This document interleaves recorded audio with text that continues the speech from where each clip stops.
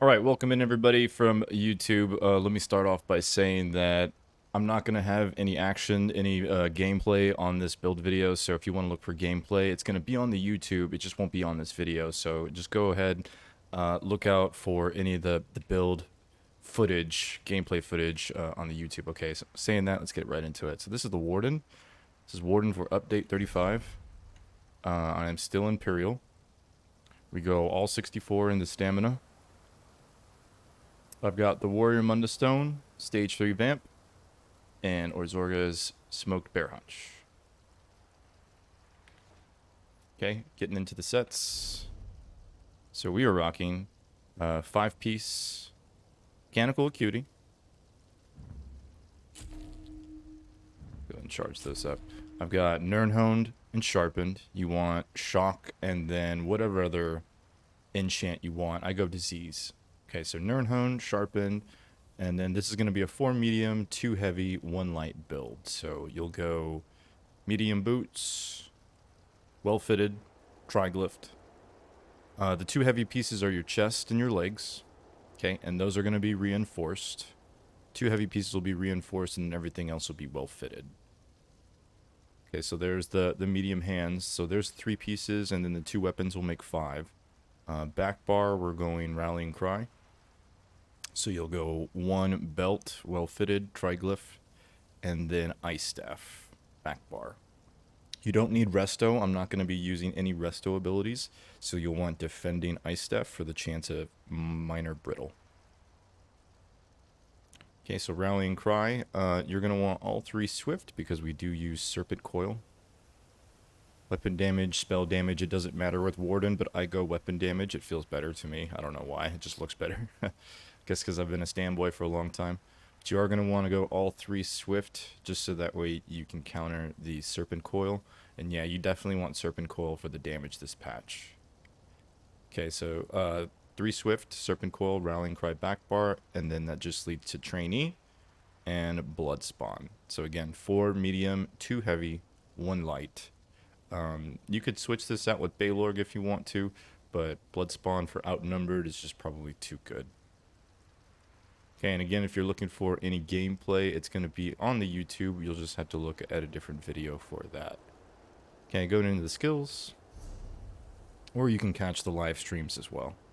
Okay, back bar, we've got Lotus Blossom. Lotus Blossom lasts longer. It's easier on the resources, so we go with Lotus Blossom, especially if you're going to be by yourself. The other one just heals another person. Blue Betty, we want to go Blue Betty, even though we are kind of stamina. This is definitely a hybrid, but we've got a lot of mag abilities when it comes to it. So even Deep Fissure and Winter's Arctic Blast, excuse me, and leading into some of the other skills, you could see why maybe you would want Blue Betty over the Stam Betty. I do have a couple Stam abilities, 3 exactly. It's Vigor, and then Cutting Dive and Spin to Win. We'll get into that in a bit.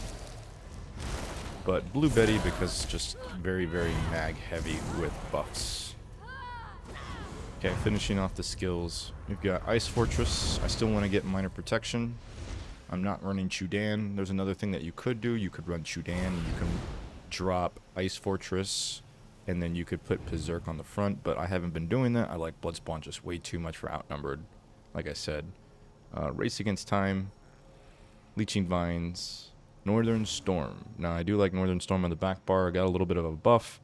You do get 300 weapon damage, and if you wait to use it on the second wave of shocks, so the first wave goes off now, and then if you wait to use that, you'll see it in some of the gameplay.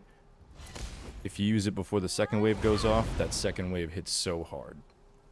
Okay, so it's definitely worth using back bar and using for outnumbered situations. Front bar, we've got Spin to Win, Deep Fissure, Cutting Dive, Arctic Blast, and Vigor. So with Mechanical Acuity being your front bar set, if you didn't know this already, Vigor is actually a snapshot of your character sheet. So if you have 100% crit chance because of Mechanical Acuity, when you use Vigor on front bar, even when you go to the back bar, it's going to crit for 100% chance. And if you see him critting for almost 3.2k, that is kind of the secret of this build. It's good damage and good healing. Okay, so let's finish this off with the champion points.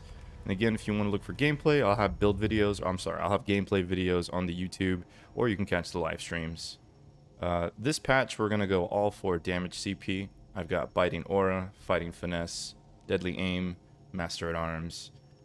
Red, we've got Pain's Refuge, Survival Instincts, Sustained by Suffering, and Celerity. You want the Celerity to counter the Serpent Coil. Okay, and green's kind of up in the air, whatever you want. War Mount, Plentiful Harvest. I just have that because sometimes I pick out things in Cyrodiil. Steed's Blessing, Gifted Rider. Steed's Blessing, probably the only important one for PvP. Everything else is just whatever you want. Okay, so there's the build video for the Warden Update 35. Look out for the Stand Blade. I'll probably have that up sometime soon too.